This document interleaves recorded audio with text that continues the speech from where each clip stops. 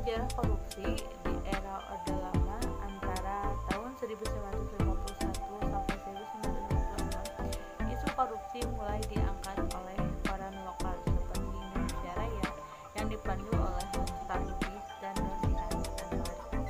Pemberitaan dugaan korupsi Ruslan Abdul Ghani menyebabkan koran tersebut kemudian dibredel.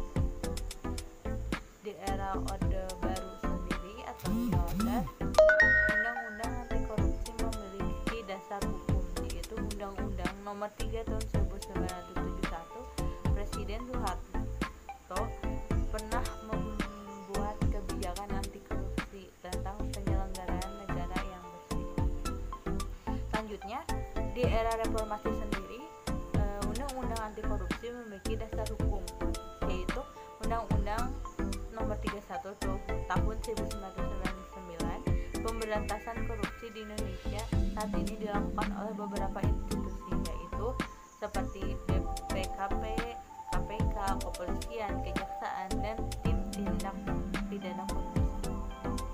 Korupsi atau rasuhan dengan kata kerja korupere yang bermakna busuk, rusak, menggoyah, memutar balik, mengoyok adalah tindakan pejabat publik, baik politisi maupun pegawai negeri serta pihak lainnya yang terlibat dalam tindakan itu yang secara tidak wajar dan tidak legal menyalahgunakan kepercayaan publik untuk dikuasakan kepada mereka untuk mendapatkan keuntungan sepihak. Salah satu teori korupsi menurut Hicks menyebutkan bahwa faktor penyebab korupsi sendiri adalah keserakahan, kesempatan, kebutuhan, dan pengungkapan.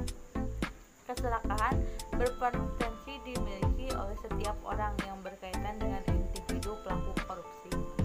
Nah, menurut Pusat Edukasi Anti Korupsi dari KPK, faktor penyebab korupsi itu menjadi dua, yaitu faktor internal dan eksternal.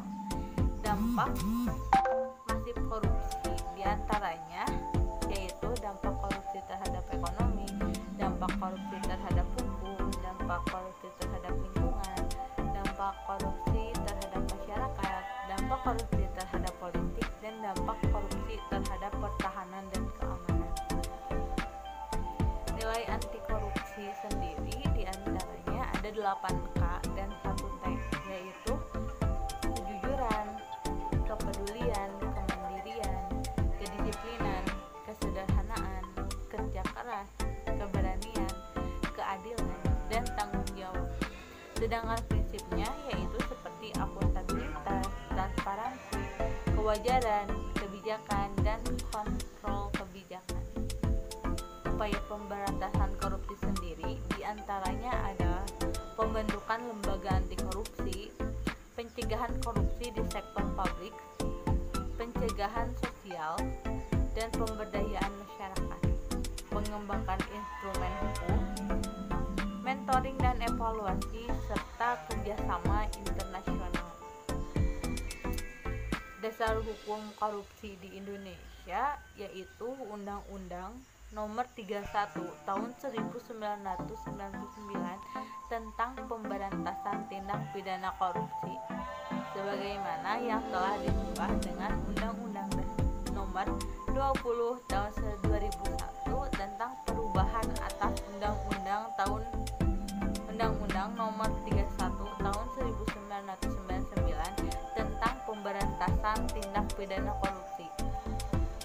Nah, adapun jenis tindak pidana korupsi diantaranya adalah suap, perbuatan yang merugikan negara, gratifikasi, penggelapan dalam jabatan, pemerasan, perbuatan curang, dan pengadaan. Contoh dari modus operandi korupsi sendiri diantaranya adalah jual beli jabatan, kampanye atau membina komunikasi dan pemungutan presentasi nilai proyek. Nah, dalam korupsi sendiri ada hambatannya. Hambatan dalam menangani korupsi diantaranya adalah hambatan struktural, hambatan kultural, hambatan instrumental, dan hambatan manajemen. Sekian dari saya. Mohon maaf apabila ada kata-kata